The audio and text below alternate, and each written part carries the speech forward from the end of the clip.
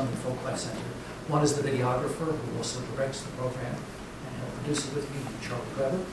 And the other person is a woman who a PhD in folklore, but is also the head librarian at the Smithsonian Folklife Center and a country dancer herself, also Stephanie Smith. And they both, she also helped produce this project. It is a couple of other things I guess worth noting, its relationship to Greenwich Village. The film itself focuses, its subtitle is not the same as my book. The subtitle of this film is a story of Pine Woods Camp and country dance in America, English country dance in America. So it has a particular kind of narrative focus. It is not a whodunit. Unfortunately, I can tell you who did it. It's some of the people who are here. Gene Merrill is one of the people who you'll see narrating a good part of the film. And maybe some of the other people here you'll see in opening segments. Dorothy will be quite early in the film, make an appearance. But English country dance in particular has always had a particular relationship to Greenwich Village because the largest group effort was founded in March of 1915. It was founded, the meeting took place in New York City, and it's the largest dance group in America has always been based in New York. And it has danced since the early 1950s at a church, the basement of a church on 13th Street and 7th Avenue, to which you are all quite welcome to come. The dance is taught, it's introduced, it's great fun, and the music is spectacular to listen to and dance to as well. And so it has always been a part of New York's history. It's worth noting as well that the headquarters for the country dance and Song Society was historically based in New York City until the late 1980s. So for a good part of its history as well, it's also based here, it's presently based in Massachusetts. So it's had a long relationship here. The book is a slightly revised edition of the book I published in 2010. Cleaned up some of the factoids and a few of the other kinds of things, and it's now in paperback. For those of you who haven't seen it before. I don't know if there's anything else to say other than to let you see the film. I did say it isn't an adventure film. What it is, I should tell you, is a film, an ethnographic film about a strange tribe of people. And it's a strange tribe of people that do this very strange, that engage in this strange sets of behaviors. And those strange behaviors are part of a larger network of connections that animates that tribe. Historically, ethnographic films have focused on Aborigines or other people. This is an effort to talk about a tribe of people who were engaged in middle-class life, and that's why it's called city folk. So the folk we're looking at.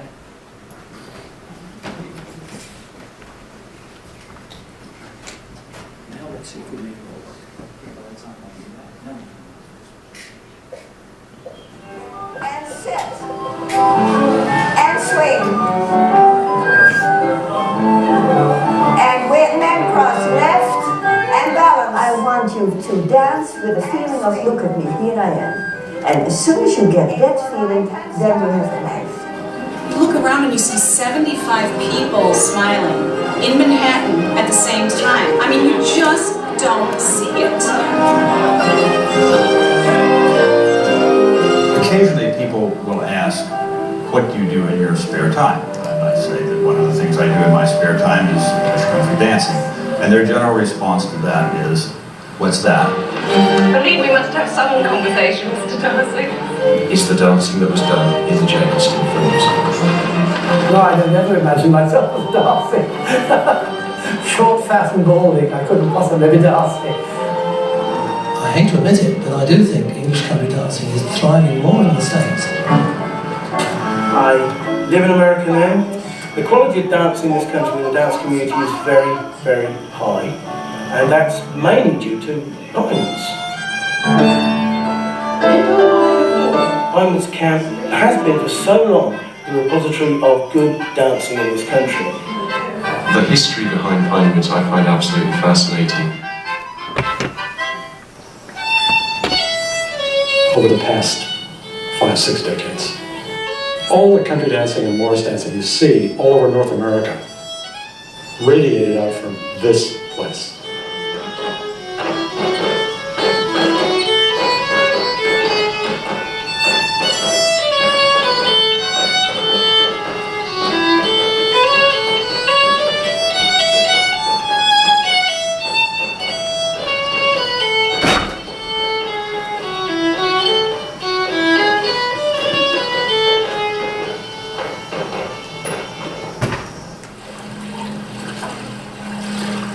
Pinewoods is near the Cape of Massachusetts, in between two ponds, one called Long Pond and then Round Pond. There used to be a Girl Scout camp. I can picture all my favorite spots in my head, the cabin I usually stay in, and the dance pavilion, and the camp house. If I lived in a small village of people I really like, that is my village.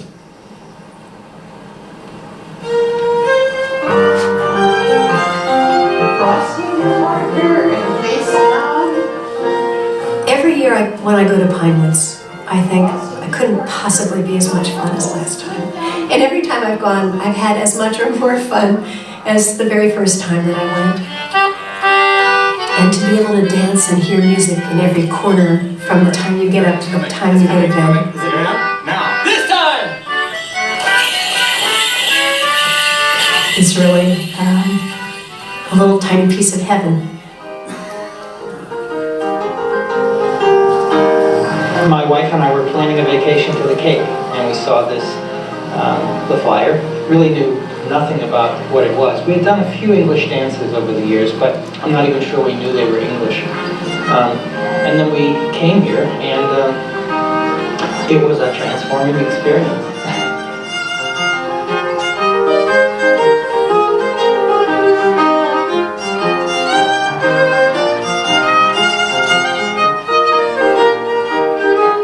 English country dance is an opportunity for a group of people to make patterns in space and time. It usually organizes the people into lines of women facing lines of men, and those lines figure together, move up and down the floor in the space to a tune that's repeated over and over again, and figures that are repeated over and over again, but always the music is slightly different. The tunes are beautiful, and I think more than any other form of dance I know, those particular tunes will be set to a dance, or the dance is set to the tune. And the best dances, the fit is like this.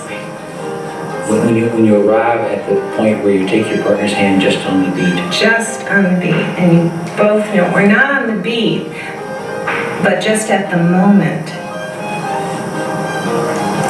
Really splitting. English country dance today is a construction that in part samples past practices of dancing from English society as early as 1651. This dancing practice done by people of the gentry or aspiring to the gentry was recovered again at the end of the 19th, start of the 20th century by a folk dance revival in England. And this, one of the leader of this is Cecil Sharp.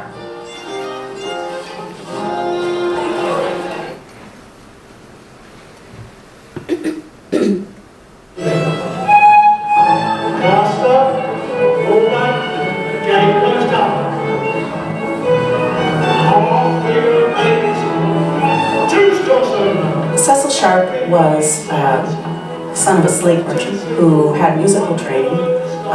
He worked for a while in Australia, and he came back to England in, I think, about 1895 or so to continue work as a composer. He briefly taught the children of the Prince and Princess of Wales music.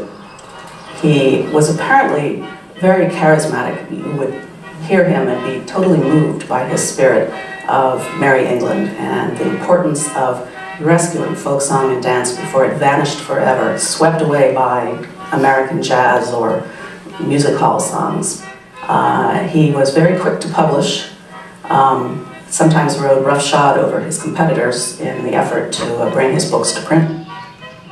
He collected nearly 5,000 tunes in England and in North America. The seminal moment in the folk revival is when Sharp met William Kimbering in Headington Quarry on Boxing Day 1899.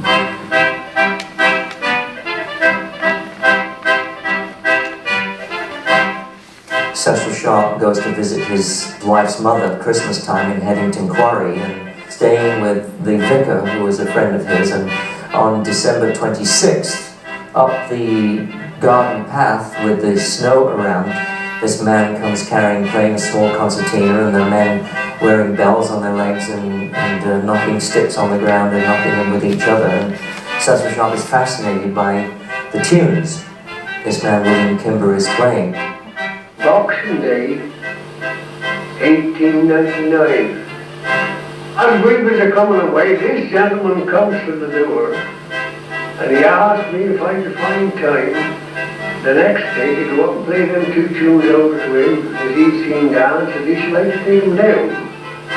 I said yes, I'd come up, and I went. I played these 2 tunes over to him, and he took them down, and he went across to the piano and played them. And I was never so much surprised in all my life. I never seen nothing but like this before in my life. Never. That gentleman turned out afterwards to be Mr. Cecil Sharp. You can almost feel and taste his sense of encountering the English past, still present in the future, in some of the descriptions written about this encounter. Sharp and people of his class were facing a challenge in the industrial society. Their class position wasn't secure.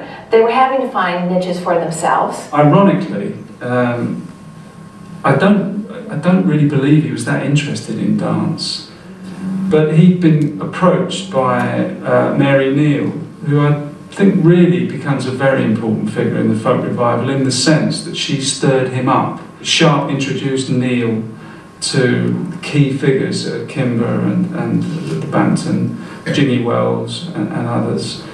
And she became really more involved in the revival of dance. And maybe he felt his nose had been put out of joint a little bit by this, so he went out to do the collecting.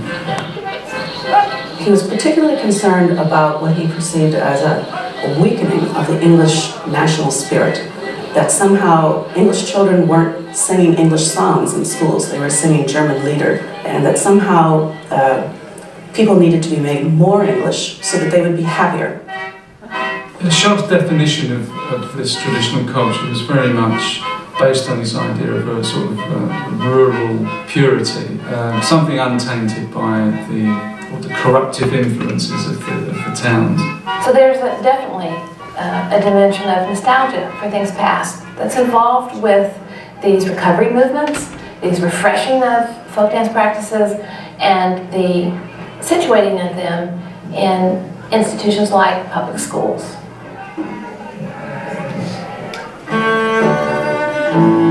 By introducing folk dance into the school curriculum in England, Sharp was also establishing or making the point that his take, his interpretation on this traditional dance was the correct one. Then he came upon the dances of the 1650s as published by music publisher John Playford. And these were dances of a different stripe. They were dances done by the gentry, those who aspired to the middle class.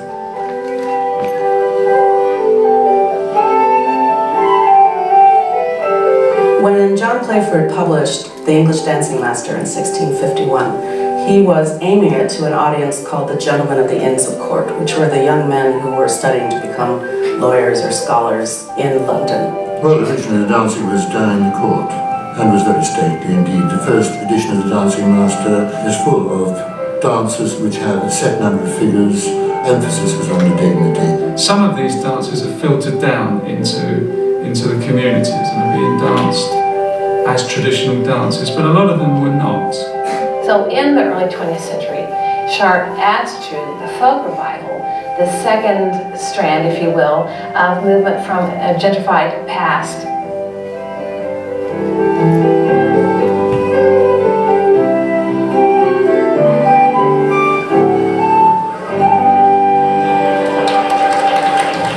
In the early part of the century, when I was not around, let me add, it was very much classes. You went along, you were taught how to do it, and you took an exam and got a certificate and so on, and there was only one right way of doing it, which was the way Cecil Sharp had described. In America, many of the early educators were concerned about finding the right kind of physical exercise for girls and young women. Many forms of exercise that girls and young women do today were considered to be irreparably damaging to their reproductive organs in particular, as was, by the way, a college education. Dr. Luther Halsey Gulick, working with Elizabeth Birchnell, a noted folk dance teacher, determined that the most helpful form of exercise for girls especially was folk dancing. New York City schools started an after-school program taught by teachers who were taught by Elizabeth Birchnell. In Central Park, 10,000 at a time would be dancing Salinger's Round.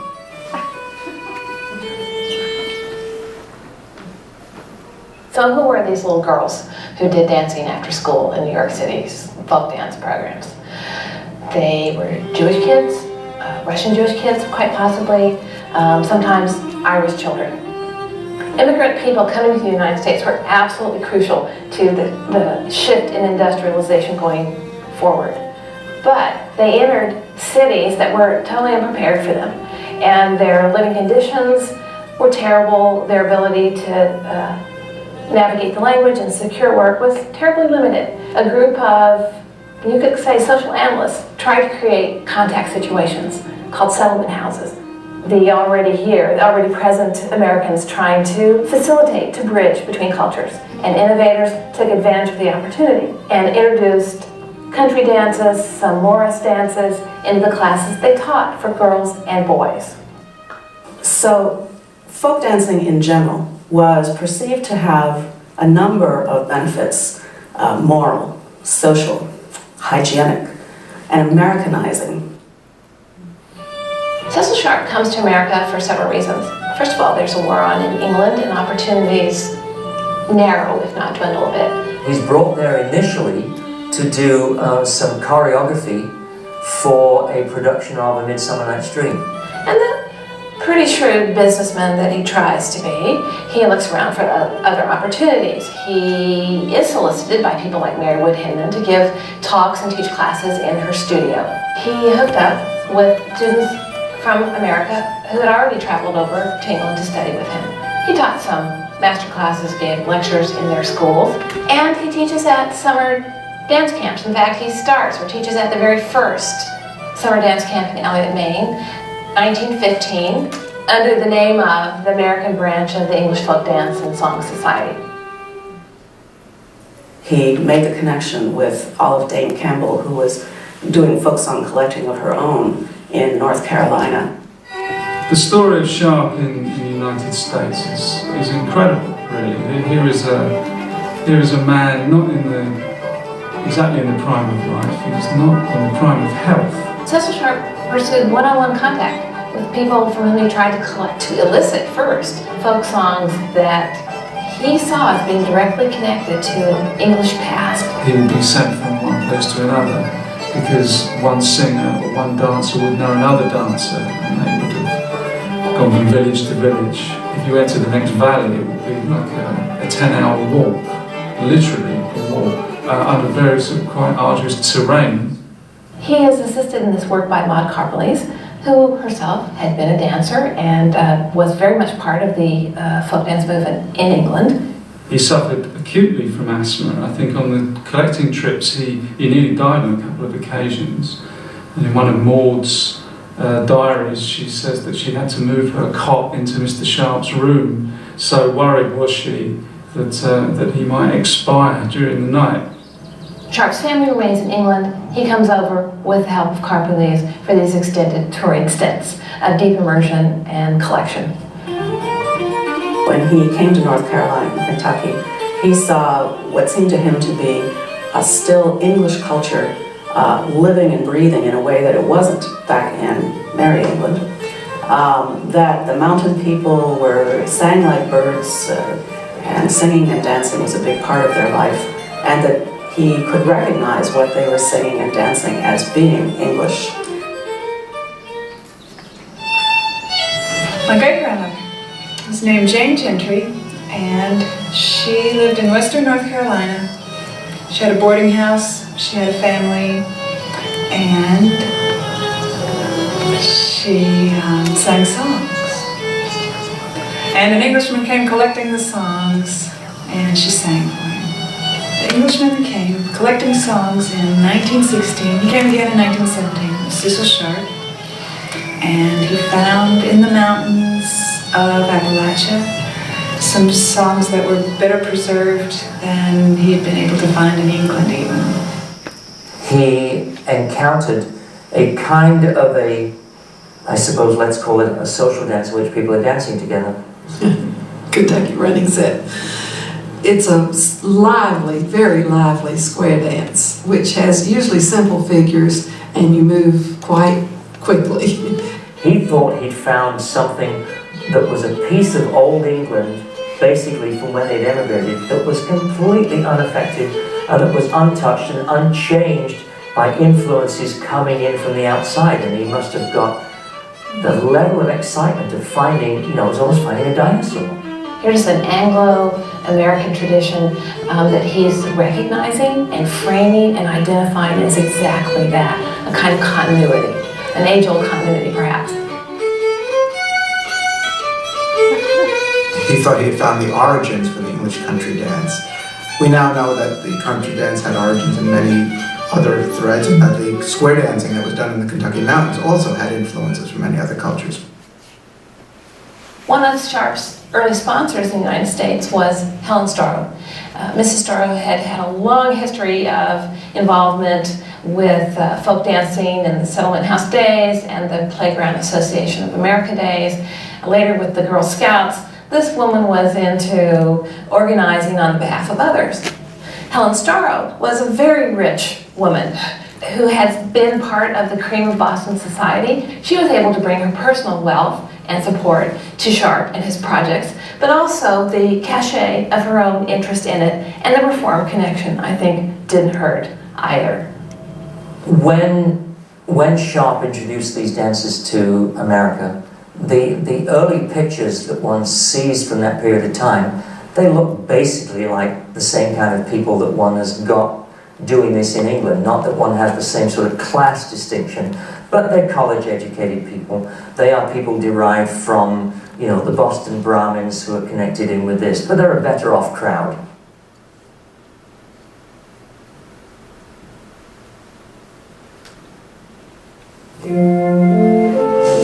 When interest in English country dancing became apparent in the United States, it was Sharp who brought over properly trained people that he trusted to lead the dancing there.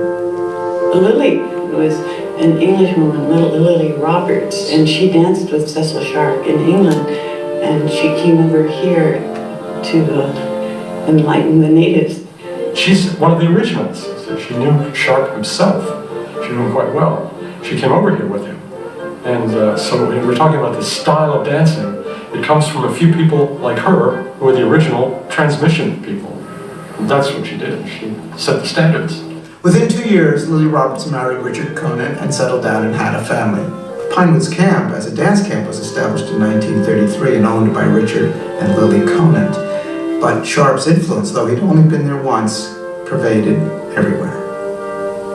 The Conants decided to sell Pinewoods, and people formed this corporation called Pinewoods Camp Inc. to buy it. It's her legacy, in a sense. It's passed down through Helena, through me, through all the people who remember the people who danced with her. Cecil Sharp died in 1924. But he left behind a body of work, and a cadre of teachers, and a strong organization that has continued in America until this day. Sharp was a populist, he was a publicist. His idea wasn't just to document, it was to publish and get people doing this stuff again. So, a lovely expression, he was putting the music, he was putting the songs into evening dress.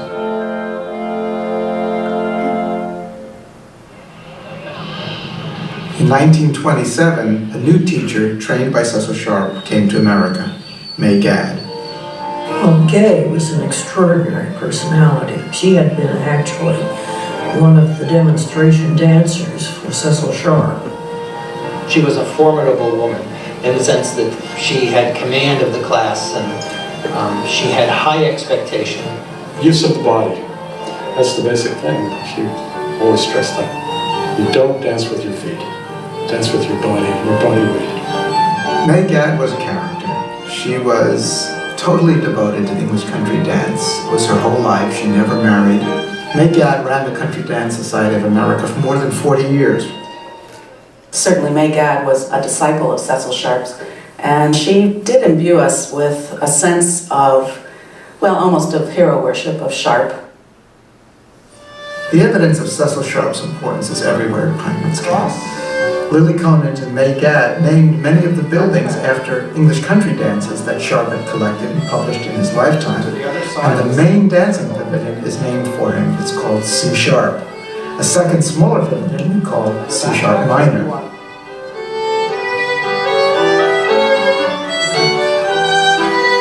Right-hand turn. Hey with the end couple. Take it slow here. You have lots of time. We're still doing a hey. From the 20s into the mid-60s, I'd say, English country dancing in America remained fairly unchanged. It was the same rather small community of people doing it.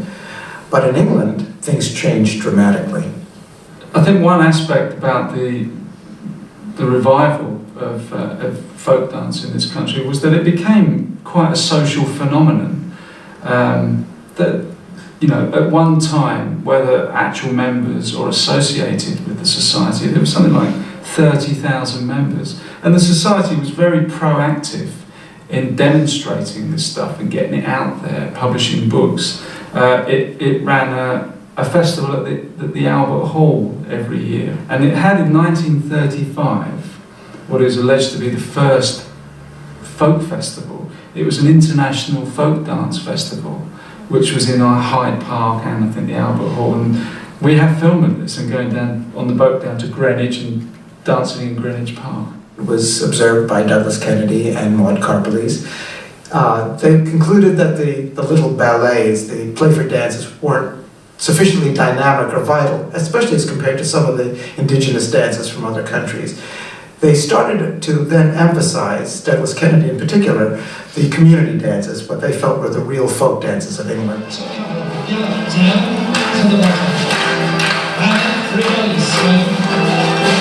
Later on, when Douglas Kennedy was in charge of the English Folk Dance and Song Society after the Second World War, he changed the approach very much. He made a very definite decision that instead of classes and teachers, we would have clubs and callers. There were obviously a lot more women dancing than men. After the First World War, there were 4 million women in Britain for whom there wasn't a man. Kennedy instituted a couples-only policy where dancers had to come as a man and woman couple. He was very influenced by the American square dance boom because that was getting lots of young people in it, especially men. Everybody, square up! The impact of American dance on England was colossal. Once Princess Elizabeth had been discovered dancing with the Duke of Edinburgh, Duke of Edinburgh in a splendid plaid shirt and jeans, there would be queues down the road if you didn't get to Cecil Sharp House an hour before a dance began. You may not get in, which is quite something actually. The square dance craze swept through Britain in a way that I wouldn't like to say what else has done so. Princess Margaret, the Queen's sister, became the president of the English Folk Dance and Song Society and remained so until her death. Swing the arms to the lady round, swing them up, then swing them down. When I arrived at Pinewoods in 1965, I was smitten by all of this, but it did seem that the country dancing was at a low ebb. There was talk about the low attendance, concern about whether the camp would be able to continue in subsequent years. Of course, what happened was the counterculture. The children of the 60s discovered folk dancing, they discovered English country dancing in particular. The numbers began to swell, and by the early 70s, the camp was filled by many of my generation. In the 70s, there was this hippie back to the land movement, and so that was a really ripe time for a lot of people coming into dancing, especially a lot of young people looking for some other way to have maybe a whole visual, not just music, but a whole lifestyle. It didn't feel political. It didn't feel we were somehow different from other kids our age. You know, we had found this cool thing way off in the middle of New Hampshire that not many people were doing. It had a certain cachet because of that.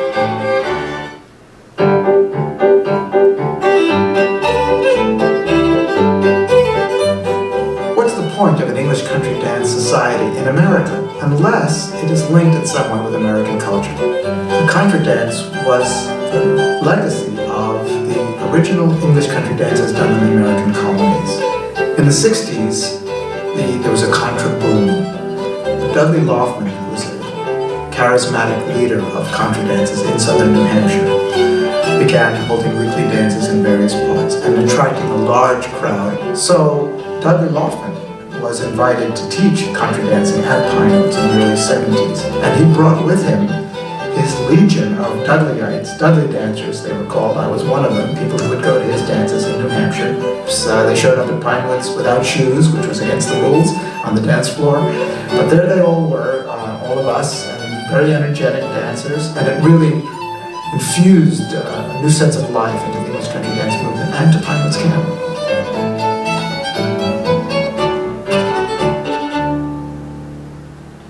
When I first started coming, a lot of people who had really been involved in the country dance movement for half a century were running the place. And women weren't allowed to ask men to dance. Men could ask women to dance.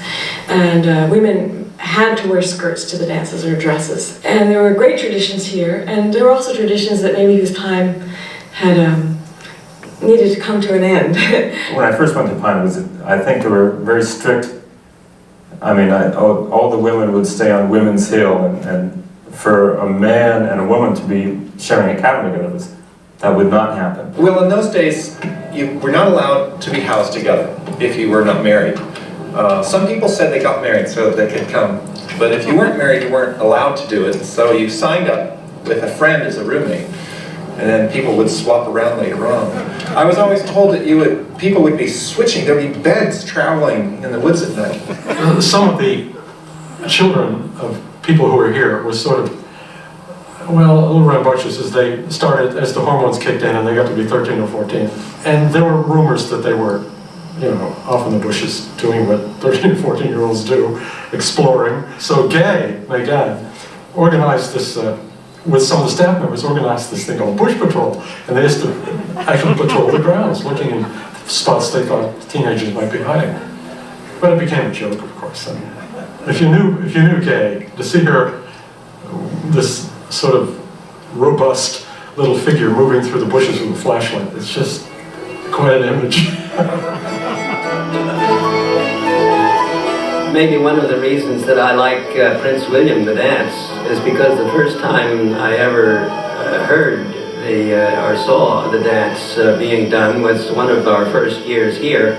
We heard people singing out in the pond.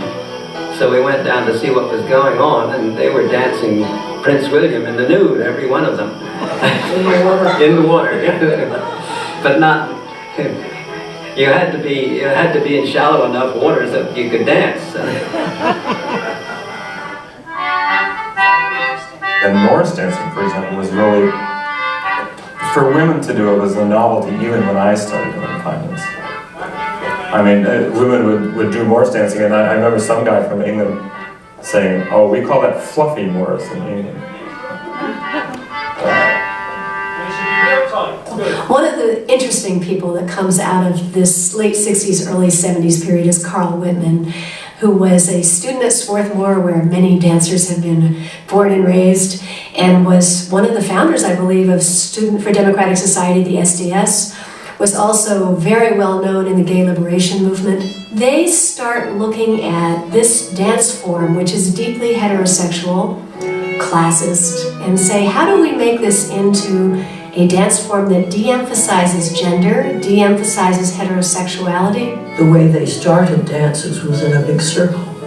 And you might be a woman on the man's side or a man on the woman's side.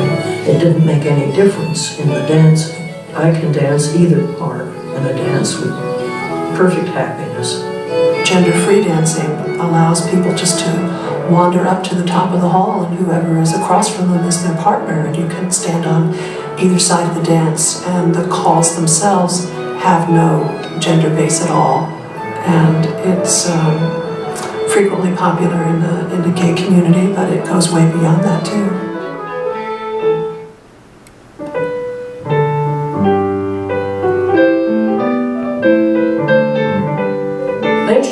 sure. The year that Pat Shaw came to camp, he changed our paradigms about what this dancing was about. Here was Pat coming in and saying, well, all these Playford dances, let's take another look at them. Because Pat's visit showed us that maybe Cecil Sharp had done something that was absolutely wonderful, but that it wasn't necessarily historically accurate. And we had been looking at what Cecil Sharp had done as being the interpretation and the way that these old dances should be performed. Pat Shaw was a Scot, actually.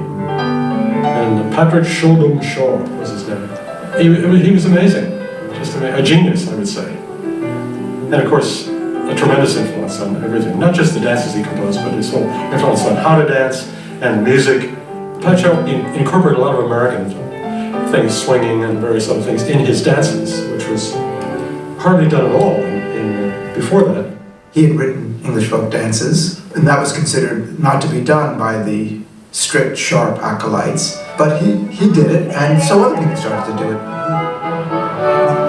Hands for half. The importance of that was that it became our dances. For the first time, it wasn't as if we were recreating some museum piece or recreating some lost culture.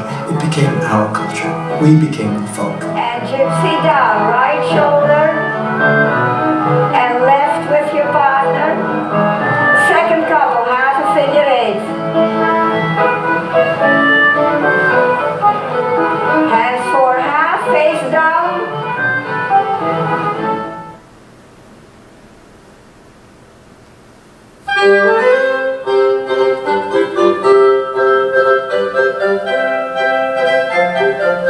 People of May Gadd's generation, Cecil Sharp's generation, community would not have occurred to them. They had community, but it wasn't what they were into. It wasn't what they thought they were creating. They were creating new dance groups and putting a sense of their own ethnicity and their own cultural values out to the world. Whereas dancing used to be an expression of identity, an expression of I come from this village or I come from this ethnic group, it has now become a way to find community and to create it from scratch. I really think people strongly need a sense of community, and people used to get that geographically. It doesn't mean that you like everyone in your community, it just means that's where your home is. I think different people come to English country dancing for different reasons. Some for the social aspect, some for the historical aspect. In my case, it was the music. Some for the patterns and the puzzle-solving quality of the pattern dancing. We came at it from folk singing, actually. We were products of the folk revival of the 60s. We ultimately opened a folk club, and one of the people who was involved in running the folk club got interested in this strange ritual called Morris dancing. I saw an ad in a little alternative paper. There were a lot of countercultural papers around at that time. And a friend of mine, Susie Green, who's also a dancer now, saw the same thing and said, well, it's a Friday night. Why don't we just go and see what it's like? It says square dancing. I learned about Berea Christmas Week by joining Country Dance and Song Society, which I learned about by looking in the Encyclopedia of Associations, because I was a librarian and that's the first place I went for help. I'm fortunate that I come from a large extended family that's quite a tribe and very active. And I like living in that kind of environment. And for me, English country dance has become a second family. And I celebrate my life's triumphs and my difficulties and my milestones with them, the same way I do with my tribal family, my kinship network. For many people, that kinship network is much thinner, especially for professional white Americans.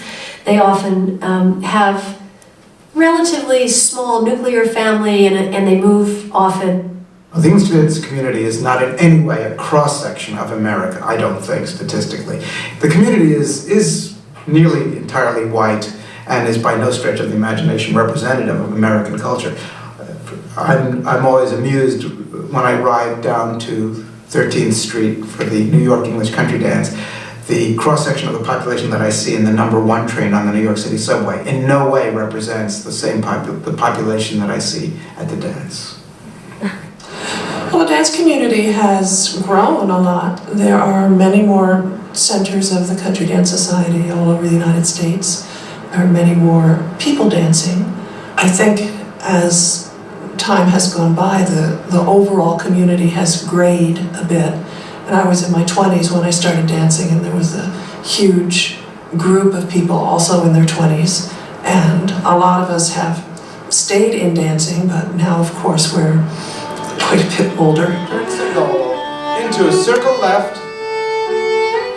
We say this is a dance form mostly done by the white community, but it's interesting to think about what do we mean by that. Today, one of the pleasures is that we have lots of people from lots of backgrounds, and it doesn't really matter what your ethnicity is or was.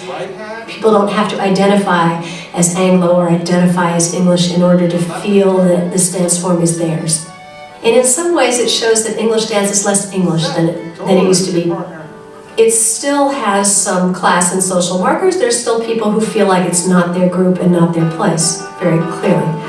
But there are a lot more people who, if they like the music, if they like the dance, feel perfectly comfortable in coming and participating.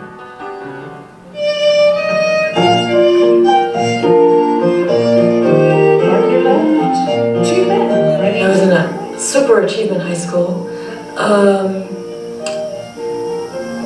where I think I was getting squashed down, or letting myself be getting squashed down in the experience.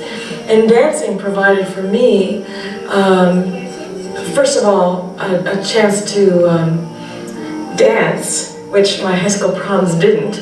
And it provided a way for me to grow up, to learn how to be with people in community, but also a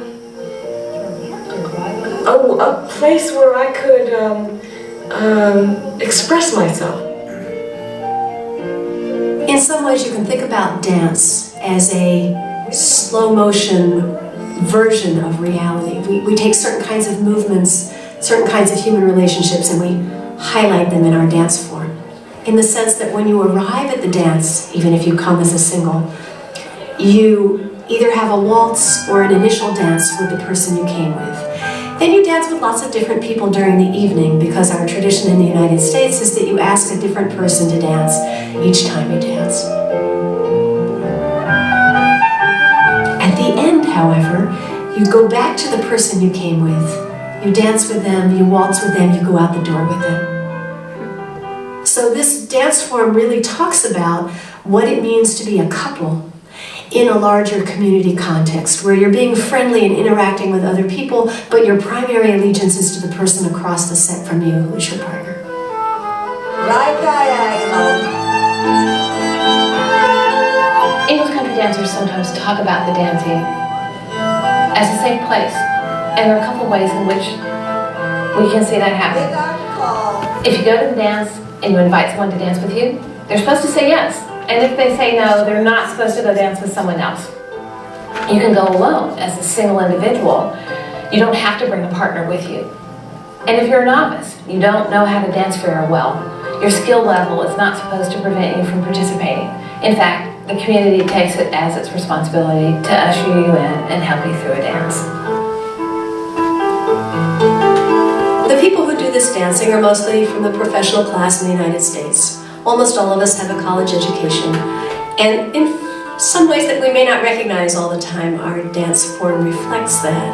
It has music that comes from Western Europe. It's music that is very similar to the classical music we learned as children when we took piano or violin lessons. It has a certain kind of civility, restraint, I don't know what word you want to use, that is expressive but not too expressive. It's exuberant, but it's not too exuberant. English country dancing has that element of, you know, the eye contact and the flirtatious looks. It's a structure that allows sexuality, but in a very safe, middle-class sort of way. I'm reminded of being at a Chopin one year. It was the last day of camp. And everyone's saying, oh no, we have to go back to reality now. And Jay Unger, bless his heart, stood up and said, okay, as you all go home, just be careful out there, because remember, it's really unreal out there. And obviously his point was, this is where reality is.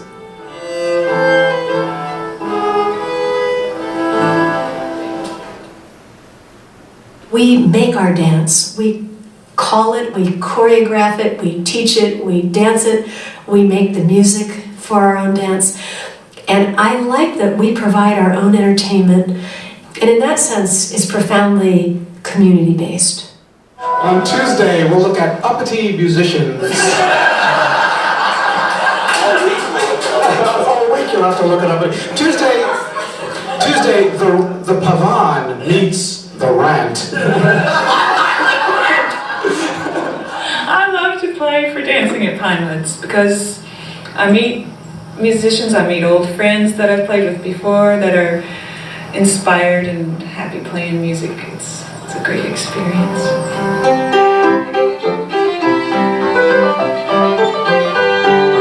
This can happen in an English dance that's the same tune, you just change moods a little bit. The whole floor, you know, the people just have a little different posture, a little different attitude because the mood of the music, and it just takes a few notes and they're gone. Like if it would take a long time to teach, it would say, now lower your shoulders a little bit and change how you dance. If you're going to explain it, it would take a lot of words, but music can do that just with a few notes. As a dance musician, my job is to inspire people to want to move. Certainly our society lets most of us grow up and not be in our bodies. Dancing lets you be silly, it lets you be serious, it lets you be ethereal.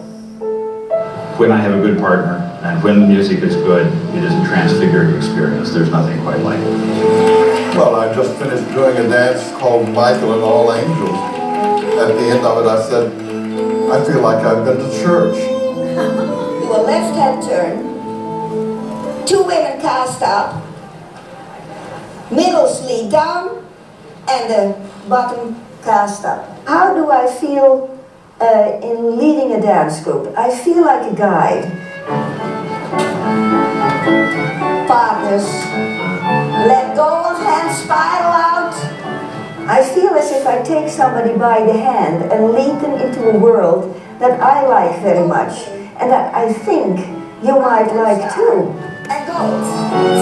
Look, I've written a dance, and I know what it's going to look like. Now first they learn it, and it doesn't look like it at all. And then when it gets going, and I don't have to say anything and yell through the music, which I hate to do, because they're playing, now I see it, and I see it emerging, what I know it should look like. That is what I'm aiming at. I think a good caller is like a good orchestral conductor. Coordinating all the resources, instructing where necessary, inspiring, motivating. It's dissimilar in that the creation really is the work of the community. I mean, the fun of it and the art of it is the group of dancers together, just dancing with one another.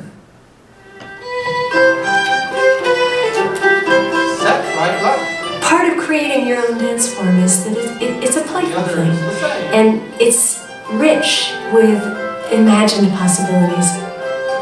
We have people who imagine themselves to be shepherdesses on a village green. We have other people who think of themselves as dancing with Jane Austen. I think we dance with our ancestors. We dance with these ghosts. For some people, they're more present than for others. Some of us, like me, I'm very 21st century. I don't imagine myself in the past very much.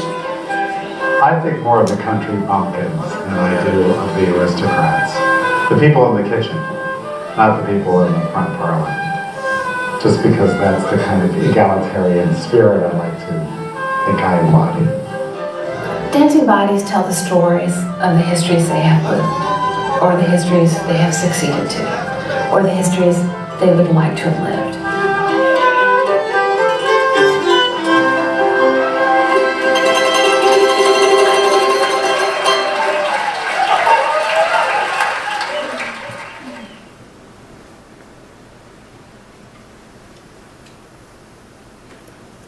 One of the interesting phenomena in the modern English country dance world is the writing of dances.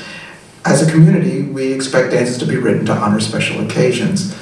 And so these choreographers will often get commissions to write a dance for a wedding or a special anniversary I believe that the volume of dances being written now rivals the heyday of the early 18th century. In 1999, I was invited to California to teach at Mendocino for the Bay Area Country Dance Society at their English Week. And a ritual dance leader from Vermont, Andy Horton, was invited there too. A couple of weeks before Pinewoods, I got an email from Philippe saying, "Oh, I wrote this dance for Andrew Horton, and I wondered if you'd teach it at English and American League." When I arrived here on Saturday, Helena Cornelius came up to me and said, "I just received the notations for the dance that Philippe wrote for you." I was floored.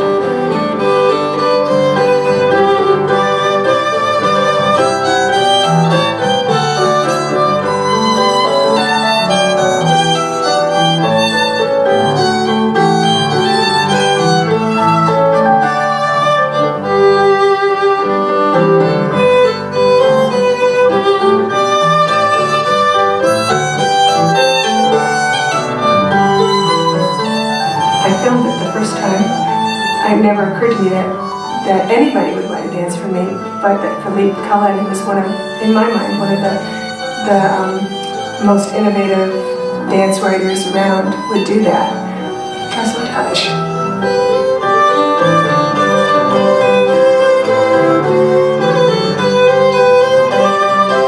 And then they just got me right in.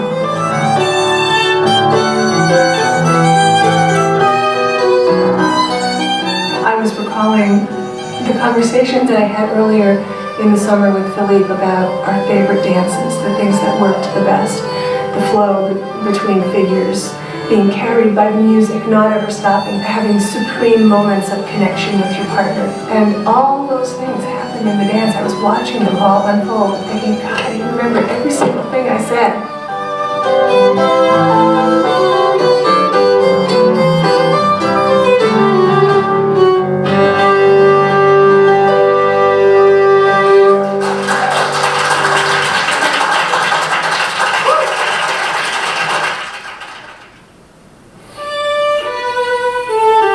Say that Pinewoods is full of ghosts, basically because of what has happened here in the past.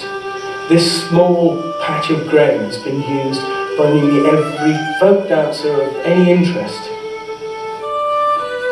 It was the national training ground for the cadre of leaders that they hoped to train, who would spread out across America and promote English country dancing in all corners of the country.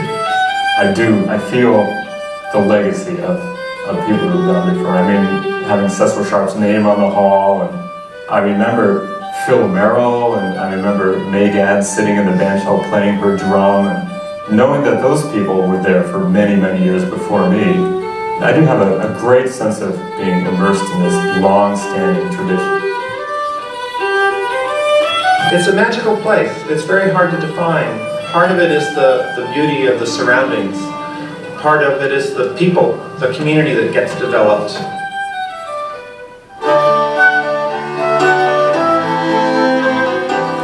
I think we're in the golden age of English country dance, or the American version of English country dance. I see it now as a time of great flourishing. Wherever one finds oneself, almost all over the world, not just this country, one can find other dancers and one has a built-in community. I think the attraction of English country dancing today is as a haven from the hurly-burly and the high speed of American 21st century culture, when we all have our cell phones and emails and computers. It's a time to go back to an era of graciousness where people could relate to one another politely, with elegance and grace. I think that every person should have a pride in I, me, my. And so many people don't. They slink around the corner. And I see them slinking around the corner in the dance. I want you to dance with a feeling of, look at me, here I am. And as soon as you get that feeling, then you have arrived. Then you feel comfortable in yourself. Look, nobody there is Baryshnikov. But we all want to dance.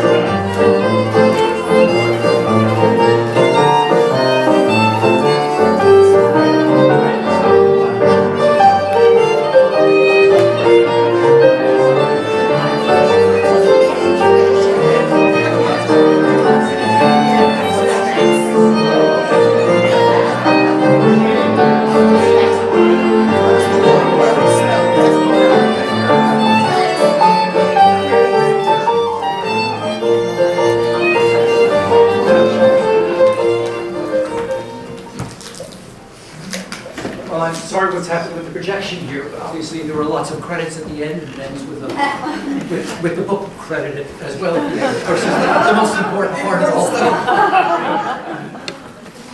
So there, that's what she wrote. Dave? I just want to say what a marvelous job both you and Stephanie have done. Thank you so much.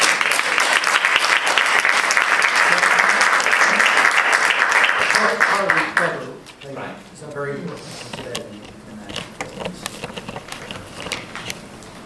People have any questions? When did you do the interview? For what period of time?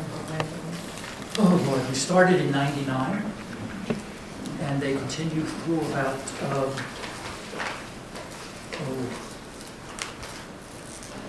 28. We've done some even more recently, but they were the ones that we included don't go that far. At a 10-year period. They're mostly, originally they were shot, I think the first interview we did is with Christine, and then we went to the Free For All, Lenox, and then Pinewoods in '99, and then back in 2000. Only myself in 2000. And then we were at the New York Bowl and Washington Bowl, and other places. And then they joined me when I was in London, so they came over while one of my stays in London and shot there. Hi, Danny. Danny, this is a somewhat insider baseball question, but I noticed that in some places the musical soundtrack and the dancing did not mesh. Is that deliberate, or how did it work out? So, well, there are two issues there. One is that you're sometimes limited by what you've got shot. And at a certain point, we decided that it was important that the music matched in certain instances, and at other points, it was only important that the music served as a backdrop to all kinds of things that were going on. So there were some places where we actually quite insisted that it actually had to match, and there were other places where we felt it was really important to have a soundtrack, but it didn't matter in terms of the actual dance coverage. But it would have been too jarring to find the original music and shift back and forth between pieces of music. So that was as much an aesthetic decision as anything else. The part that I have more trouble with, to be honest, if I'm speaking out of school here a little bit, there are places where there's historical footage that suggests that it's period, but in fact it isn't to the period that's being addressed. And that to me is problematic, and I would probably not have liked to have included that footage. The place where that occurs in particular, it's only one place actually that occurs, and it's the Morris dancing footage that appears over the discussion of Headington Quarry, the dancers in 1899. So we have his voice from that period, but we don't have any, obviously, visuals of that dancing being done there. So there's archival footage, and I would have actually preferred that there be some chyron text that indicates where that footage came from. It's from a slightly later period, rather than leading you, perhaps misleadingly, to think that somehow that's William Kimber dancing in 1899. So that's the only piece that I'm aware of. Yes? What is the symbolism of the white handkerchiefs? I'm just ignorant about that. For Morris dancing, Morris dancers, we have some Morris dancers here. There are Morris dancers here. I'm a Morris dancer. It comes, Gene? They have white handkerchiefs. Yeah. Okay. I don't know. Lost in the mist.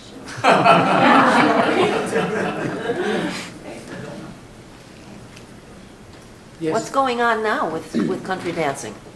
Well, so the two themes that had I written this slightly differently, I think, and if I wanted to make this something of a problem film, the two problems I would have raised at the very beginning, they're embedded in the film in different ways. But the fundamental one, I think, for all the dance communities is, how do you sustain a community?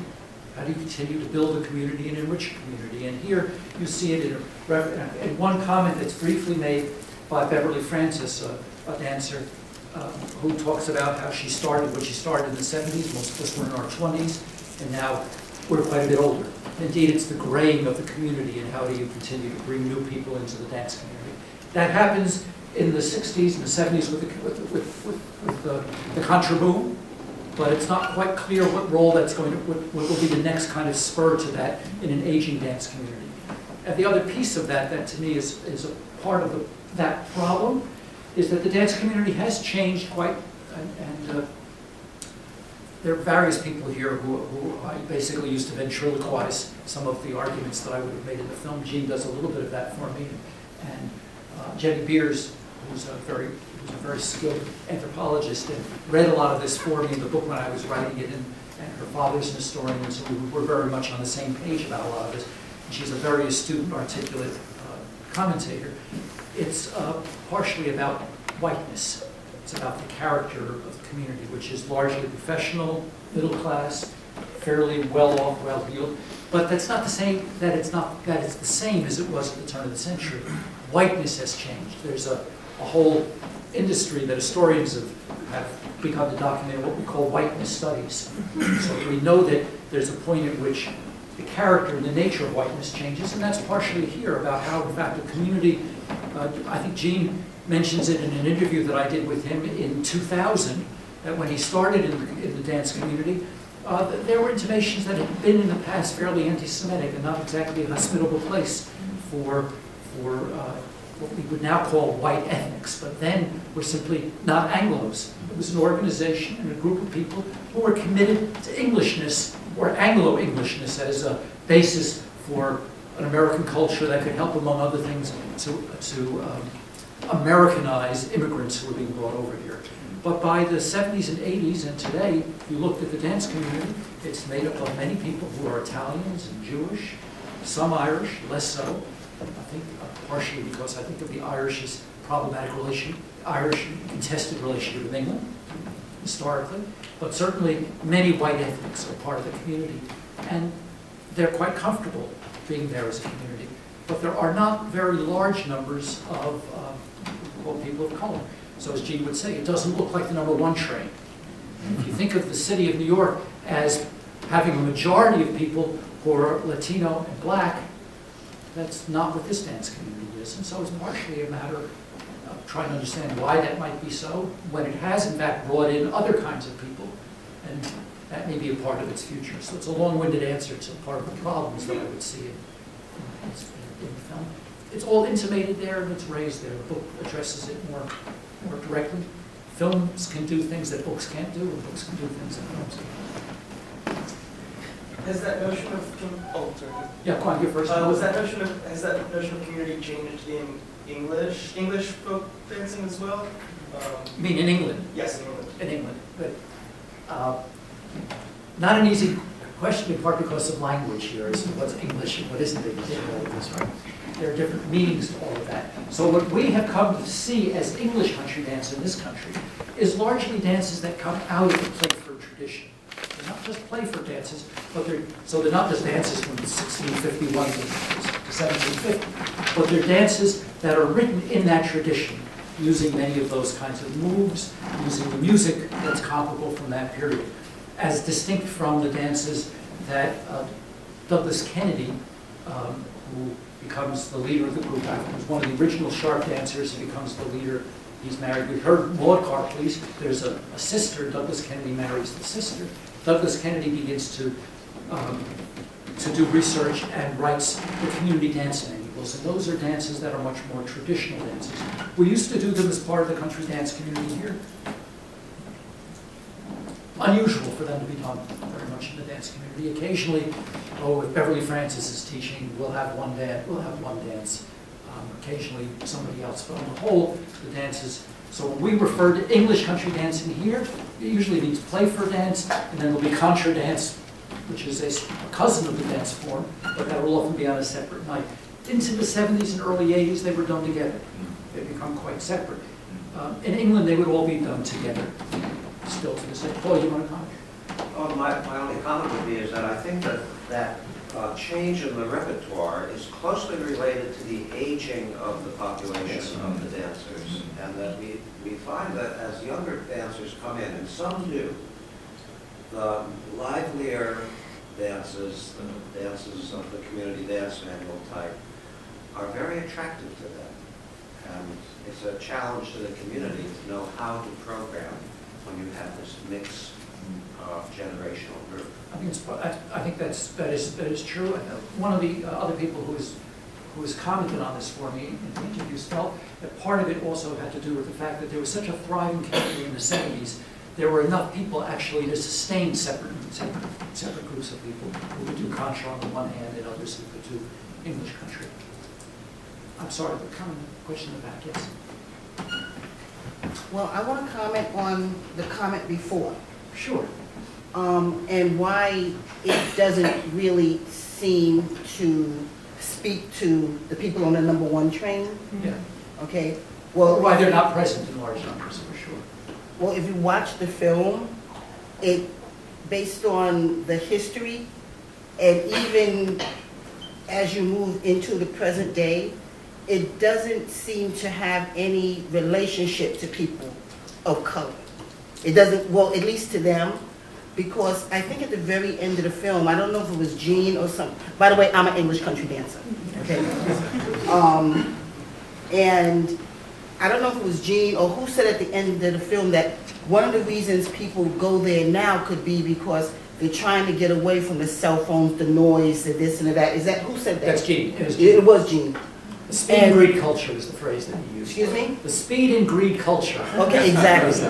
And I think if it was promoted more as a way to get away from the greed culture and not as what it stood for back in the day, it might open the doors to many people, not just people who look like me, but people who look like what New York looks like. Because a lot of us want to get away from it. I go most of the time to listen to the music. If I dance 3 dances, I'm like really good. I'll do snacks and sit because I love the music, because it does take you away from, you know, the noise, the bustle, the hustle, and you just flow, you just go with it. So I think the community can strive and bring in new people and different people if the message changes a little bit. That's just my opinion. Yeah.